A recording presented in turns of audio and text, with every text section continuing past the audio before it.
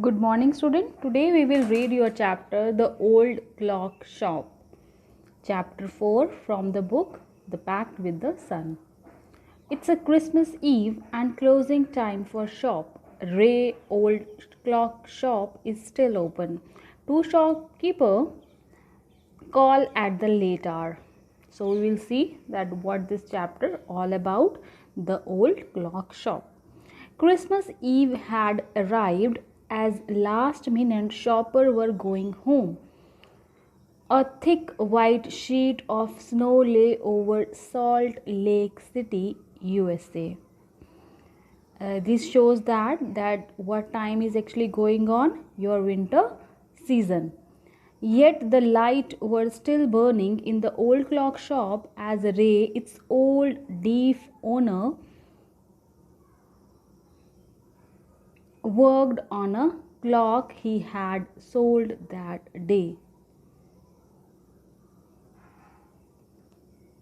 Having finished his work, Ray stood up and was on his way to the back room when a cold rush of air from the front door hit the back of his neck.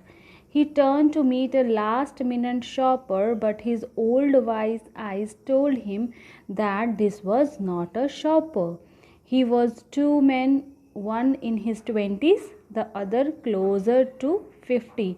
There were two men, one in his 20s and one in his 50. So the shopper came to know that he was not actually came into his shop to buy something, but they definitely came to their shop to loot his shop. The young man remained at the door. The older man approached the counter with no sign of friendliness in his eyes. Ray was able to hide his growing fear as he slowly pushed a notepad and a pencil across the counter, because this is the way by which Ray used to communicate with their customer. He smiled at the unfriendly face, then pointed to his ear and shook his head from side to side.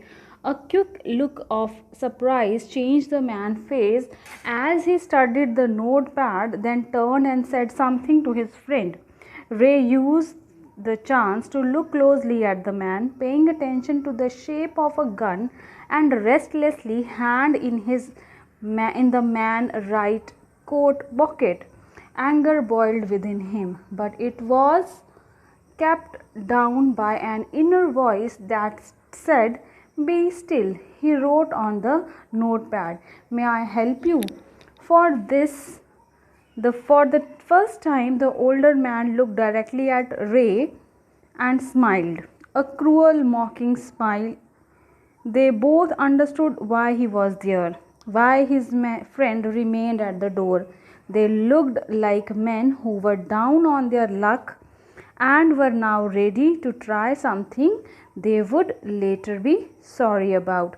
Down on their luck means they are actually in a very bad situation. They don't have any money to live their livelihood, and were now ready to try something they would later be sorry about, means they wanted to do something which may harm to the owner of the shop. The clock ticked on. Ray calmly wrote another message, "Have you come to pick up a clock or watch?" Then he pointed to the lawn board filled with hanging clocks and pocket watch. He was not a pawnbroker, but at the same time could not say no to the needy people who placed their old watches or clocks before him for anything they could. So he was not actually providing loan to the people, but if someone come to his shop for loan, someone needy come to his shop for loan, means they have to place their own old watches to him, and instead of that watches they will get some money. They would be there when the owner wanted them back at the same price he had paid with no interest, and whenever the customer again came back, they can take that watch by paying the money which earlier they actually paid by the owner. Then the older man seems to feel a little easier, took out his hand from his pocket, and quickly looked at the watch on his wrist. "How much will you give me for this?" the man wrote. Ray noticed a little shame in the grey eyes looking at him. The watch was nothing special and yet had great power. It was something to exchange a way out of a bad situation. Now that person, the old man, actually showed his watch to Ray and told him that what price you will give me in exchange of this watch. Although that watch was not so much special, but it can save the life of Ray. It can make him make out from that bad situation. So he decided that it should be better that I should give some money in exchange of that watch. Knowing that great need had brought the man to his shop in his first place, Ray asked, "How much do you need for it?" The reply came on the notepad, "Whatever it's worth."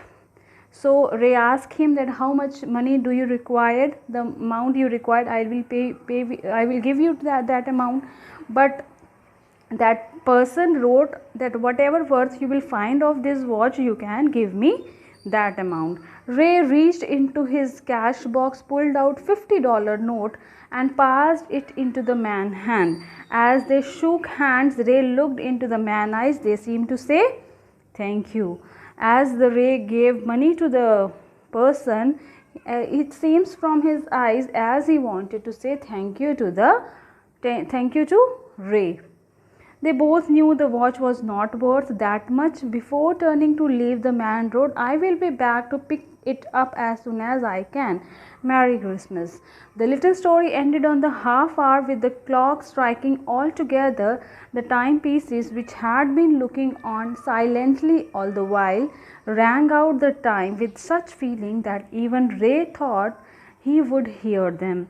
Their sweet musical message were filled with hope. The timeless message of peace on earth, goodwill towards all, was felt by the three men who stood in the old clock shop. So in the last paragraph, the author tried to tell us that on Christmas Eve, they actually wanted to make peace with the person whosoever they came in contact, and this this incident showed the same, as Ray did the same, whatever teaching and preaching actually taught to us by Lord Christ.